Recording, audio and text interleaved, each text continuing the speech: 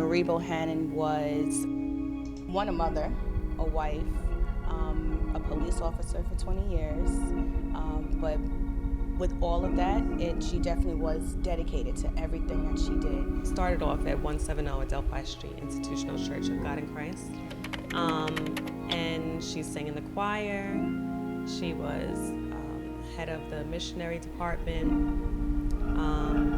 So from there, that's when I noticed that's when she started, getting into the word more and preaching. And I've always looked at it as she's not really like a preacher, she's more like a teacher,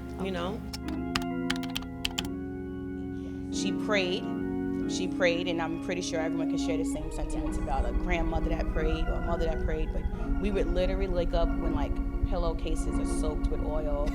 You just knew she was in the room.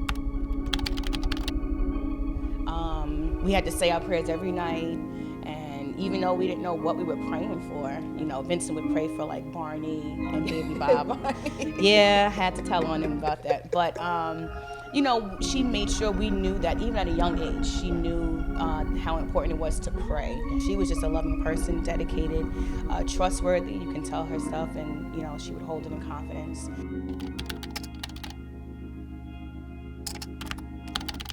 I've been very quiet about this.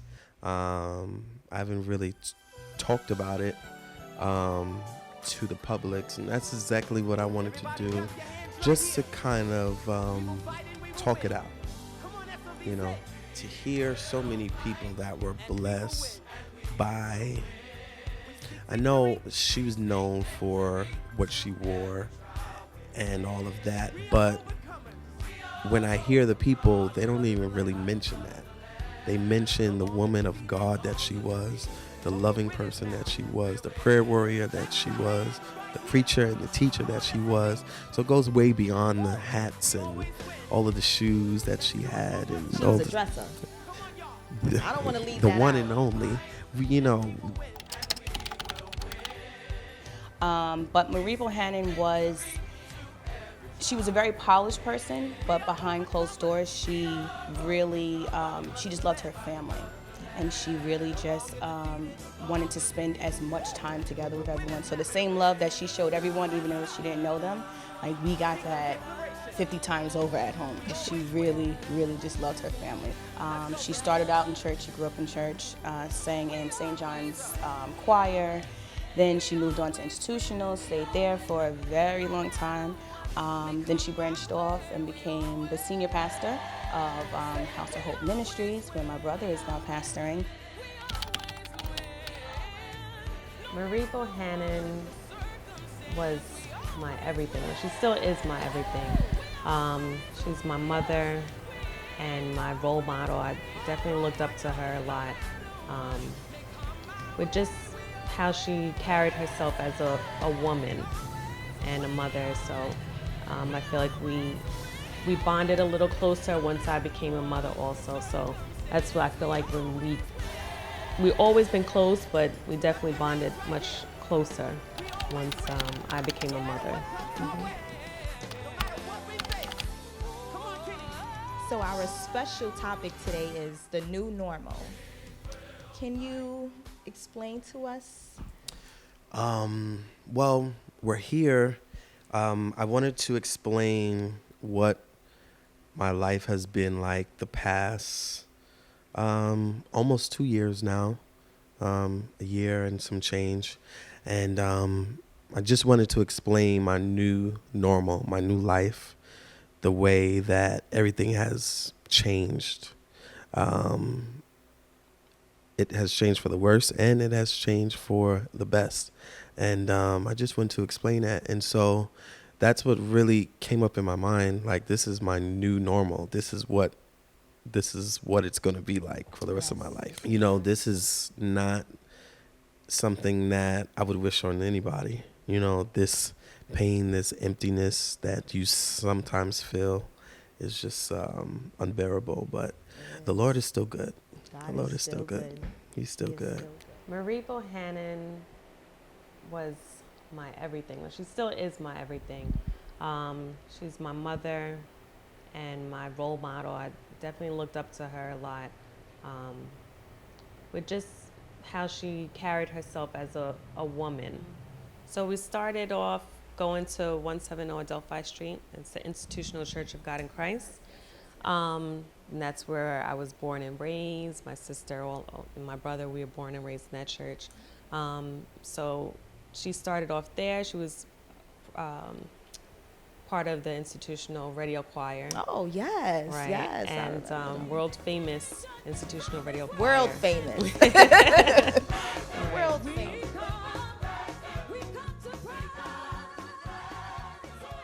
I can remember her traveling the world, going to Japan, going to Brazil. Nice. It was exciting to know that my mom was a part of that. Yes.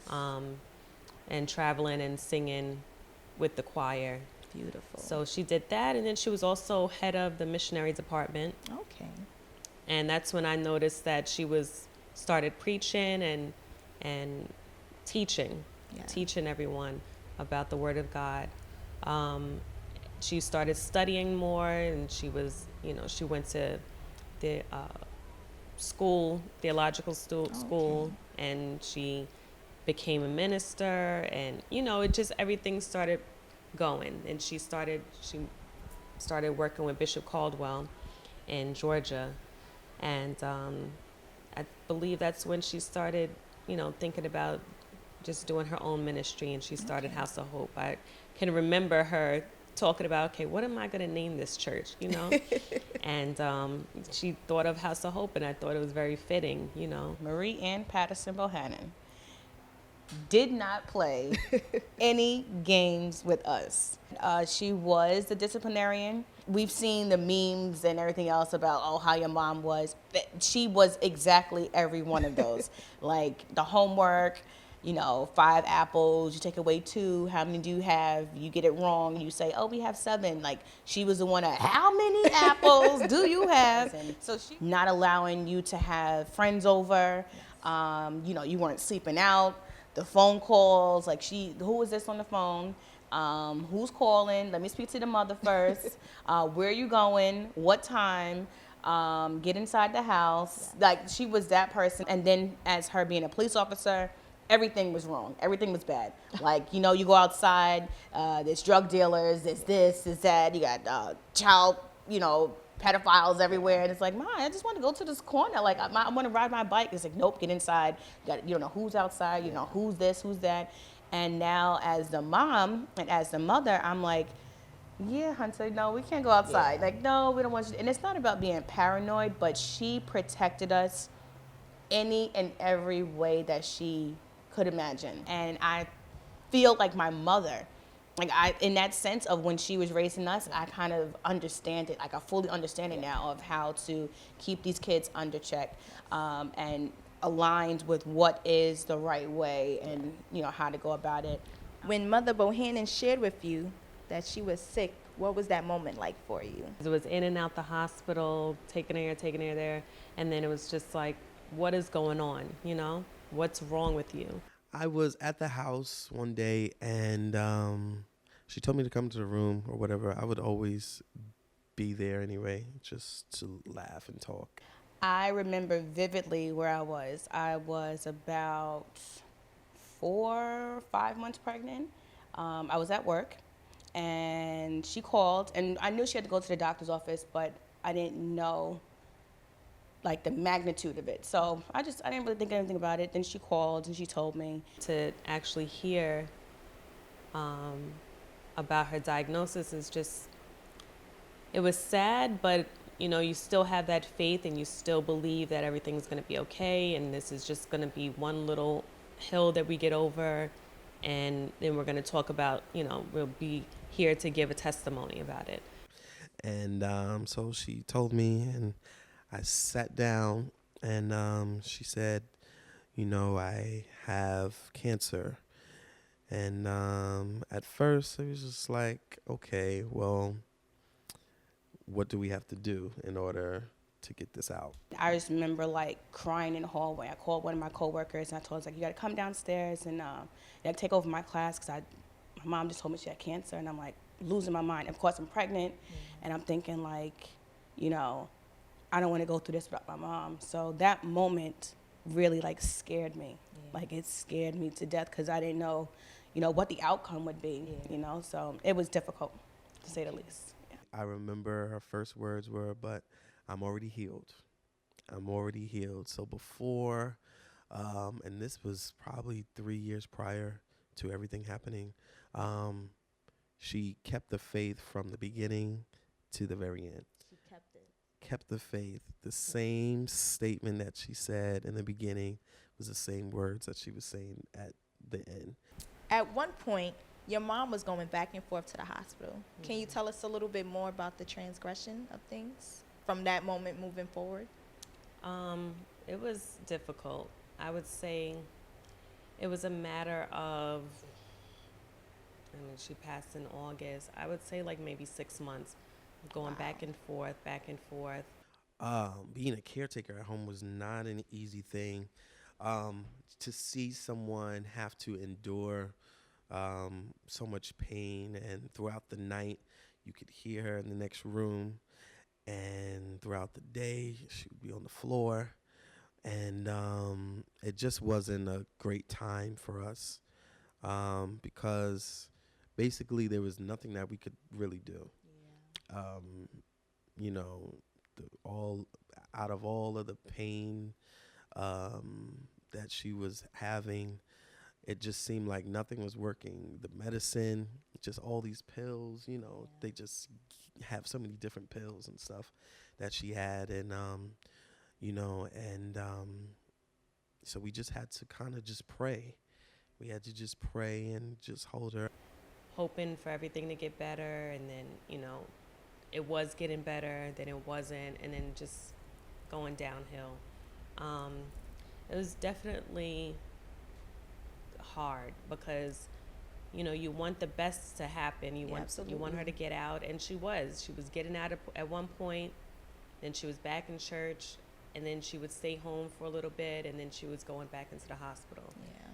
So I would say like after Mother's Day in 2017, that was one of her last services.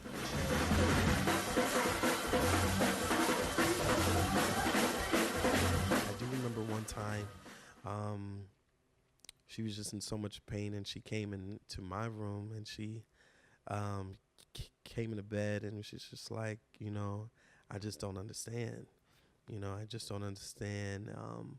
What did I do to have to endure all of this? And I think that plays in my mind the most, because it was just like, no one really deserves to have to deal with that amount of pain and not knowing if you're going to live, not knowing what's going to happen to you. But so it was not an easy thing. And but through the prayers, we just kept praying. We just tried to keep a positive vibe in the house as long as we could, through it all. Yeah, and then, once she started going downhill, she wasn't really talking as much, and she was losing the weight.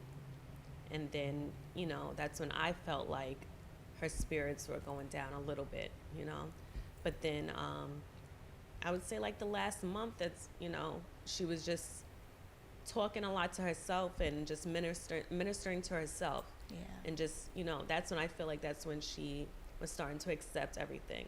Yeah. That's when she started saying all is well. And she just wanted to listen to gospel music. She just wanted you to, when you come, you just pray with her, just lay hands. And, that's really what it was all about the last month or so. Yeah. So, it was very difficult because I was still going back and forth to work just to keep myself busy. Yeah.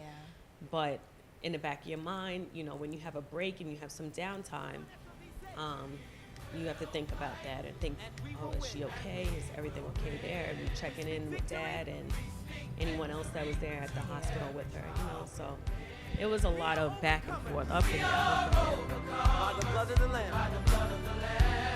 No longer defeated. But we're winners now. We're winners. Clap your hands right here. Come on, SOB. Woo! We always win. Let's do it one more time. us of her journey, I know that she was also the inspiration for several of your songs. Can you tell us what We Win means to you? We Win. So I wrote that song especially for her during that time. It wasn't an easy song, so my way of releasing everything that was inside was by writing. The Lord gave me that song, and He gave me that tune for such a time as that, and it brought us through so much. It helped so many people around the world, and it's still helping people around the world. We always win. So not even knowing that I would write this song and everything would happen and it'd feel like we actually lost. And so after that, another part got added to the song where I say I shall never be defeated. Even when I feel defeated, I shall never be defeated. No matter what comes my way, no matter what I face, I shall never be defeated. And so that came afterwards, but the whole entire song was written for her, and I wanted to write something to encourage her and to actually just lift her, you know. And so we learned that song, and I taught it to the choir, and we released it that summer, and we hit number one. That first week we went all the way to number one. And so on the Billboard charts. The Billboard, number one on album. Yes, number and trending topics. Vincent Bohanan trending topic on iTunes. It was a crazy time. It was just like, it was very bittersweet because I had so much happening for me, and then when I got back home, that was happening as well. So I wasn't really able to enjoy it all then because of everything that was happening at home. But when we got when I first learned that we got number one, I came home and I showed her, and she laid there and she smiled. She was very happy about it. She said, "Wow, this is so good. God is good," you know. And I know if she was able to have a little bit more strength, she would have really been a lot more, happy about it. But I took that, and I'll always remember that moment when I told her that we hit number one. She had the biggest smile on her face.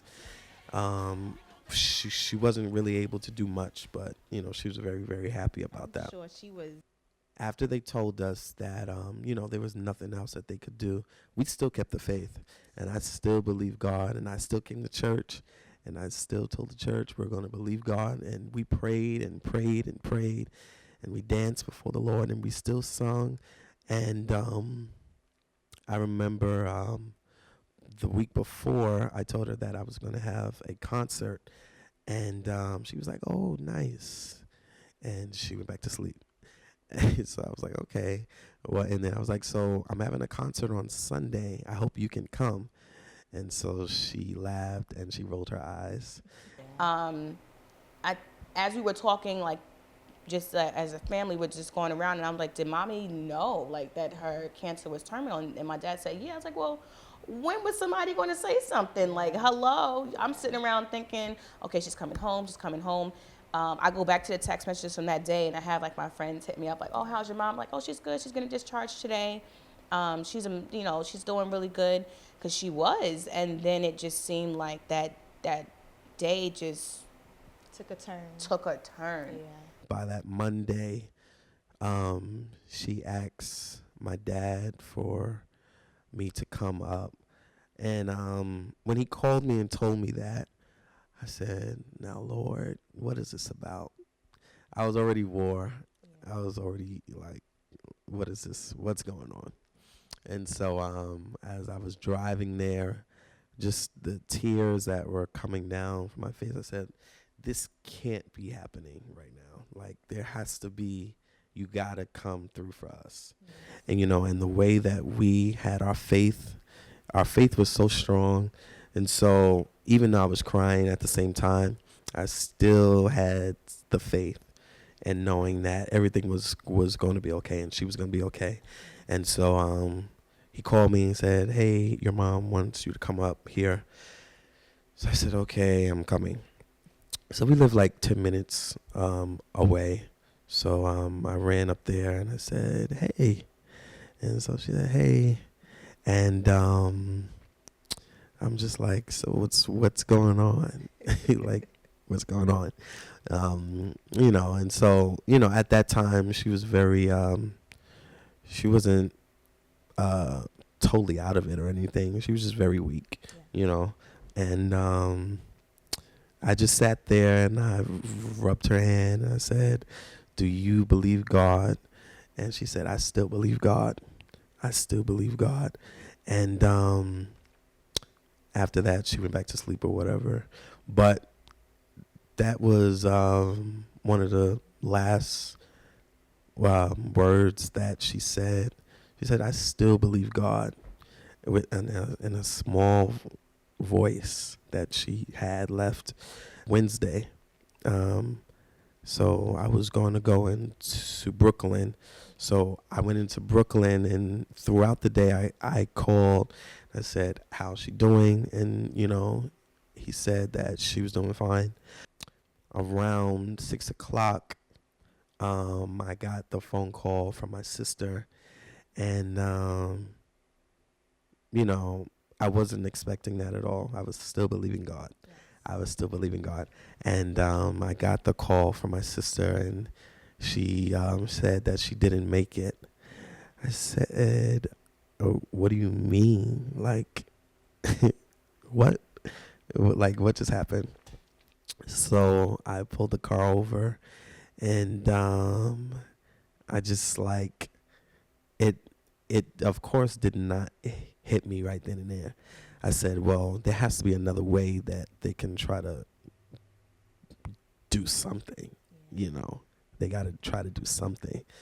But there was nothing else that they could do. I was actually on the train to go visit her.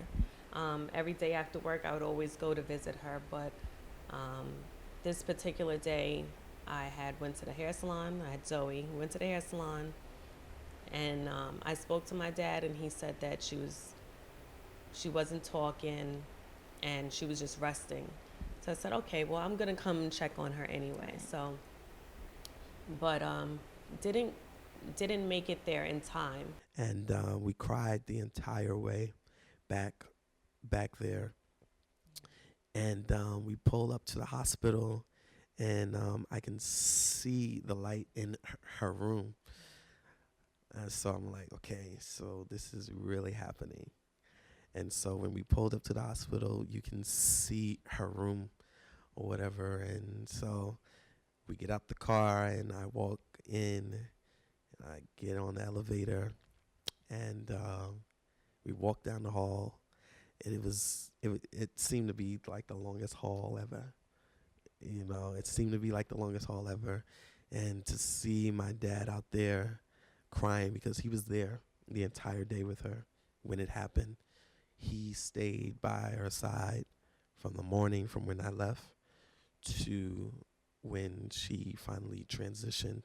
And so he witnessed everything that happened.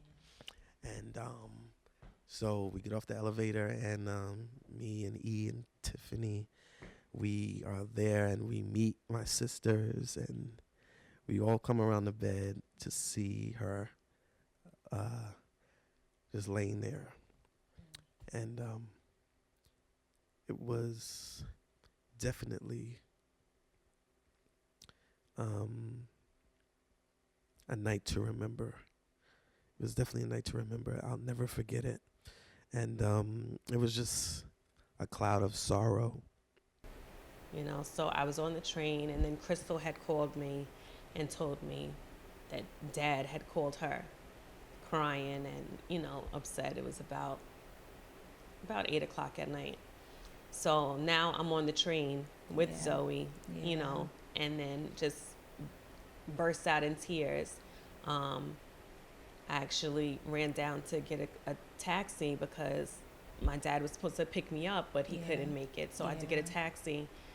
And because I was so overwhelmed and crying and stuff like that, the lady, she was nice enough to just stop and prayed with me. Yeah.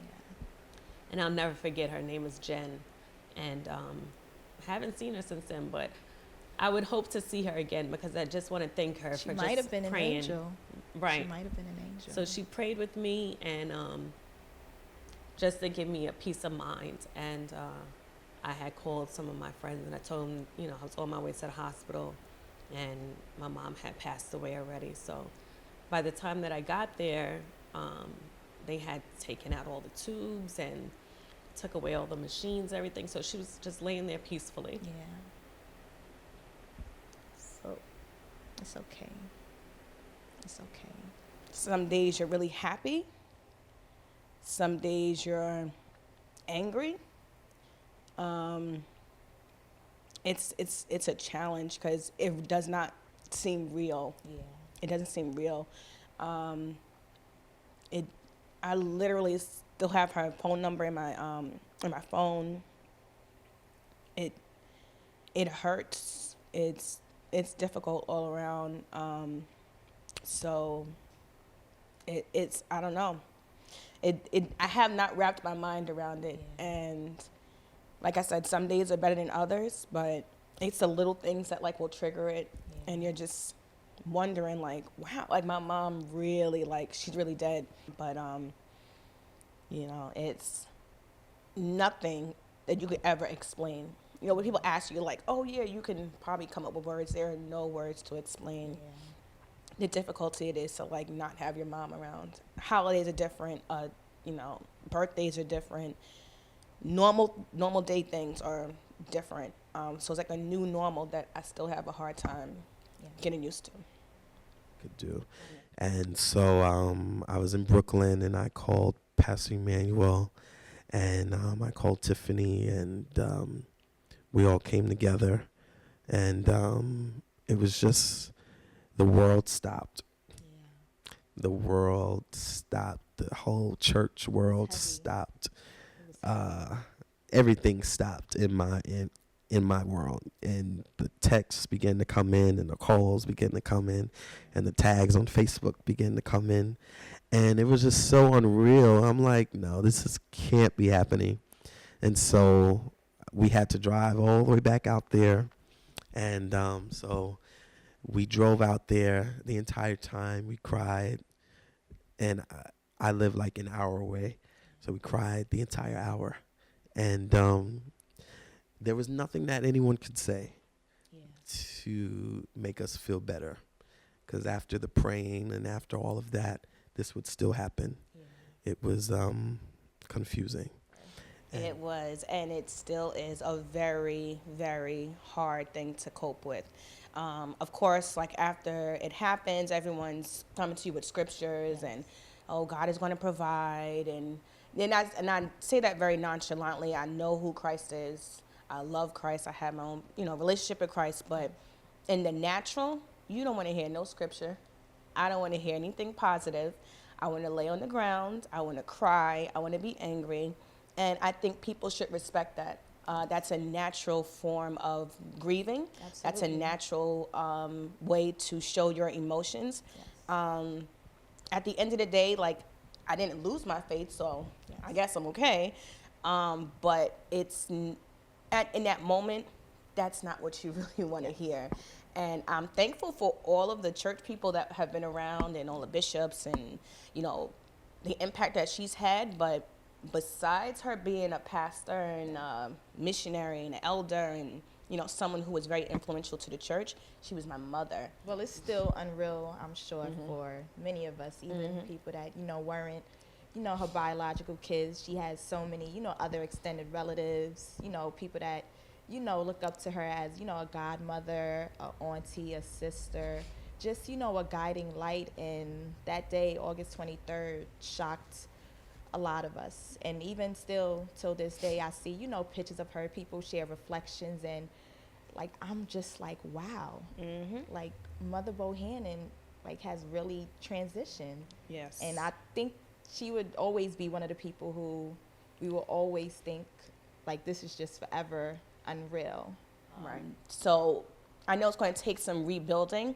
In this very moment, I don't really want to do anything, you know, and I know that's a way of me kind of, I guess, trying to rebuild myself. Because, of course, you know, everyone wants you to hit the ground running.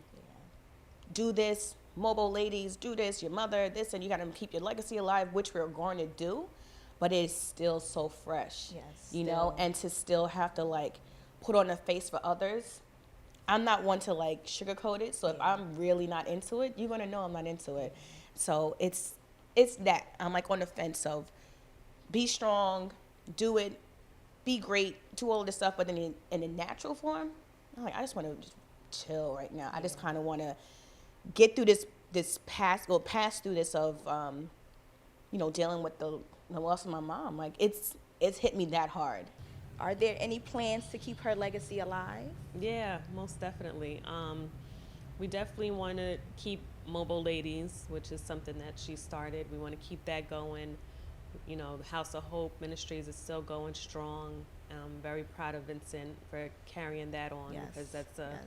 that's a big, you know, it's a Yes. big thing. So we started last year with Mobile Ladies, like the relaunch of Mobile Ladies. So we had the Zumba class. I got certified as a Zumba instructor.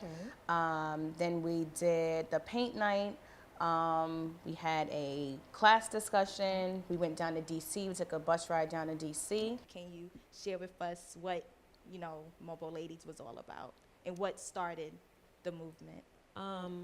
Mommy always talked about, you know, being like a big sister, or, you know, she always had younger women under her that looked up to her. So that was her main thing. She just wanted to make sure the women were on point, whether it be with etiquette, whether it be with their own, how they dress, make sure their attires or the undergarments are good. You know, everything's on point. Yes. Just being a lady. So she took that to heart. So that was just her little thing, that she wanted to make sure that the women were on point. So she started the organization just to be a role model, basically, and also to give classes about self-esteem or etiquette, how to dress, you know, properly, or, you know, anything just in regards to being a lady. That's what she, that's why she started it. So, yes, I'm excited. There's a lot of things that's going to be happening, and we still, you know, it's a lot to put together. It's a lot to think about with our own personal lives, and then trying to do this also, but we'll get it together. You guys are doing very, very well. Thank you. Very Thank well. you. When I know that I want to do something to represent my mother, I don't want to do it and it be subpar. I wanted to make sure that it's where it needs to be, as if she was going to be coming through that door and see the event happening, and how she would want the events to flow. So now with the top of the year, we have January with the choir going down to Chicago. And we just now have to kind of revamp what our goals are for the year for 2019. I think we're in a little bit of a better emotional state with the programming and wanting to do stuff for her. But in 2018, it was just like, all right, let's kind of get back on our feet. But I don't think my sister and I were really like emotionally ready, because it's a heavy thing to carry. Like, I know Vincent is dealing with it when carrying the mantle of preaching, you know, and it may not be on the same scale, but you're representing her. So, you know, I didn't know that I would end up being a pastor at a young age. I always wanted to be a pastor and a preacher at a young age. And then I got into the whole music thing. And so now I have the both in my hand. I got the church in one hand and I got the choir in the other hand, trying to keep them both on top, trying to keep them afloat. And but God will never put more on you than you can bear, and He knows just how much that you're able to handle. And so I keep that in my mind, and I keep that running and playing in my mind, knowing that I can do all things through Christ, which strengthens me. So I'm able to do all of this with the help and the strength of God.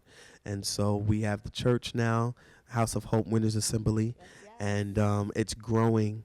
She would be so happy to see the amount of people that are there now and the growth in the people, because after she transitioned, we all had to come up. Yeah. And so we all filled places where we weren't even really ready for, but we were qualified for. We weren't ready for it, but we were qualified for it.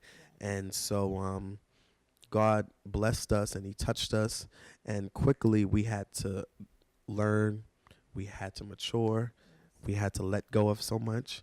And we had to do that so fast because we said we have a whole church now, a whole church in New York City. And so it's growing, and I know she would be so happy to see House of Hope Winners Assembly the way that it is right now. And this is only the beginning. This is only the beginning. So it just gets better from here, but we'll never forget who she was and what she did for us. So I truly admire, like, my brother. Truly admire him because he just has not stopped. He has not stopped, which is not always a good thing because, you know, I'm concerned about his health and him still being young, but the ripping and running. You know, I just was like, okay, well, I need you to sit down somewhere sometimes, you know, traveling and being on the road. So, you know, just that motherly aspect. Always on the go. Always. And I'm just concerned I don't know with. how he does it. I don't know either. I'm too tired. I'm too tired. I can't be ripping and running. You know, we grew up like that, and institutional, being in church from 8 to about 8 the next morning. Sundown. And, you know, missing school and stuff, but not really. We didn't miss school, but it felt like it. Like you in kindergarten and first and fifth grade, and you just exhausted. That's true. So that culture of not hanging out, but being out late is there because that's how we grew up. So he has carried that up until now. So I'm concerned for him being on the road. But what I admire the most is how he really, like, he has embodied pushing past the circumstance. And it checks me sometimes, you know, even as my younger brother, I'm like, well, he's up here doing it, you know, he's doing what he has to do. He does not feel like it. He was the only boy. You know, that was my mom's favorite child. Me and my sister will both agree on that. He was the favorite child. He can get away with murder. He can get away with anything. My mother didn't bat an eye. Me and Vicky did it. Punishment, got beat. It was a whole thing. And Vincent just sitting in the corner laughing somewhere. You know, so unfair. He was extremely spoiled. So I know that connection, one of being the last child, then the only boy, a mama's boy to like the extreme 10th power. You know, I know he carries a lot of that and he does not let it stop him. So I love him for that. I admire his strength in that. So I know that we have work to do now with it, you know, coming now to the second year, you know, we have work to do. And if we're going to be a team, if we are the legacy, you know, we're an equal working part, 3 working parts of this, and I want to make sure that we're all working together in it. I think in 2019, you know, we'll be able to get our feet back rolling with some new ideas and getting the ladies back encouraged and involved. Because I know we have a good time whenever you've been on the trips and you've been to the paint night and just have been extremely supportive in that. Always so a great thank time. you. Always Thank you a for great doing time. that. My pleasure. So we know we have our faithful few. And then even in that, it was difficult to, not that you're depending on other people to always support, but because you saw the outpouring of the support and love when she passed, we knew just when we come back from Mobile Ladies, it's going to be through the roof. Like, we're going booking out Madison Square Garden, like there's going to be ladies everywhere. And then when we actually have the events and it's like 5, 10 people showing up, everyone's not there, it's like, okay, this is what we on. And, you know, you're not ever doing it for people, but it is, you know, if I'm gonna be honest, it is a little discouraging because you're like, oh, you know, I knew you loved her. I knew you loved everything about her and her clothes and you admired her. But now when it's time to like kind of do work, you know, it's like crickets everywhere. But we're not gonna let that determine the work that needs to get done and keeping her legacy alive. But It does kind of knock you off your feet a little bit because you're like, well, if you don't want to be here and you were like the main cheerleader, rah, rah, rah, and you're not around, you know, it is a little discouraging. We definitely want to keep her legacy alive. Yes, It's very important because this is what she worked so hard to do and to get started up off the ground. So no need for it to stop here, you know? So we definitely have to keep it going. There's so many people that still can be blessed with her ministries and just her organization. So I'm definitely excited about what the future holds for that. And I also definitely believe that even now that she has transitioned, that even from years to come, generations after generations, people are still going to know about who Marie Bohanan was and is. And her name will ring from generation to generation forever. And we'll make sure that our kids and our grandchildren will teach their children and their children's children about who Pastor Dr. Mother Marie Bohanan, AP Bohanan was. I see on Facebook where people will comment and they'll say, you know, I've never met Mother Bohanan, but, you know, I feel like I've known her, you know, like all my life, or I feel like I've met her before. So that means a lot also. So that means that, you know, she's still touching people and she's still reaching out, you know, whether she's here or she's not, and she's working through us, you know, so it means a lot to us and it helps us just to keep going. We will never forget Mother, Dr. Pastor Marie A.P. Bohanan as long as we live. Her name will ring out from generation to generation.